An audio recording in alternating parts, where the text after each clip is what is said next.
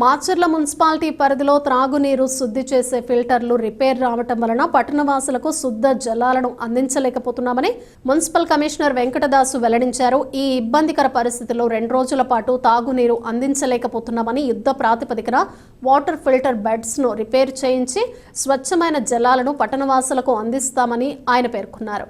అలానే ప్రస్తుతం ట్యాంకర్ల ద్వారా అందిస్తున్న తాగునీటిని కాచి చల్లార్చి వాడుకోవాలని ఆయన సూచించారు. వర్షాకాలం, అందులోనూ సీజనల్ వ్యాధులు ప్రబలుతున్న నేపథ్యంలో 2 రోజుల పాటు తాగునీటి విషయంలో అప్రమత్తంగా ఉండాలని ప్రజలకు విజ్ఞప్తి చేశారు. నా యొక్క నమస్కారాలు. ముఖ్యంగా మన మాచర్ల పట్టణంలో మనకు ఉన్నటువంటి ఈ యొక్క వాటర్లో కంటామినేషన్ వస్తుందని చెప్పేసి, తర్వాత డయేరియా వస్తుందని చెప్పేసి కొన్ని విషయాలు జరుగుతూ ఉన్నాయి.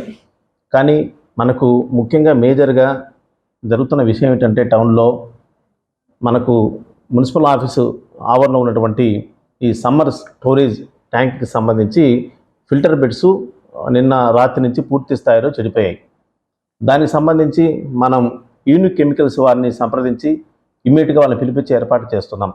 అందువల్ల వాటర్లో మనకు అంతరాయం జరుగుతోంది. ఊర్లో సప్లై చేయడానికి మనం కొన్ని కాలనీలు మాత్రమే అక్కడక్కడ మనం తక్కువ స్థాయిలో నీళ్ళు వదులుతూ ఉన్నాం.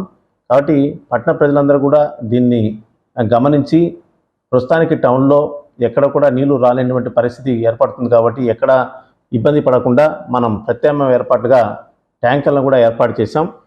మనం పంప్ హౌస్ నుంచి ట్యాంకర్లు కూడా ఇస్తున్నాం. కాబట్టి పట్టణ ప్రజలందరూ కూడా ఒక 3 days వరకు మనకు సమ్మర్ స్టోరేజ్ నుంచి నీళ్లు పూర్తి స్థాయిలో రాలేని పరిస్థితి అని చెప్పి తెలియపరుస్తున్నాను. అంతేకాకుండా దాని యుద్ధ ప్రాతిపదికన కూడా చర్యలు తీసుకొని ఇమ్మీడియట్గా టేకప్ చేస్తున్నాం. కాబట్టి పట్టణ ప్రజలు దీన్ని గమనించి ఈ ట్యాంకుల ద్వారా వచ్చే నీటిని ఉపయోగించుకోవాలి. అదేవిధంగా ప్రస్తుతం సీజనల్ వ్యాధులు కూడా అక్కడక్కడ ప్రబలుతున్న అవకాశం ఉంది. కాబట్టి పట్టణ ప్రజలందరూ కూడా గమనించుకొని ఈ యొక్క వర్షాకాలంలో మనం ఏదైనా వాటర్ కానీ ఉంటే వాటిని కంపల్సరిగా కాచి వడపోచి తాగమని చెప్పి ఖచ్చితంగా అందరికీ తెలియజేస్తున్నాను.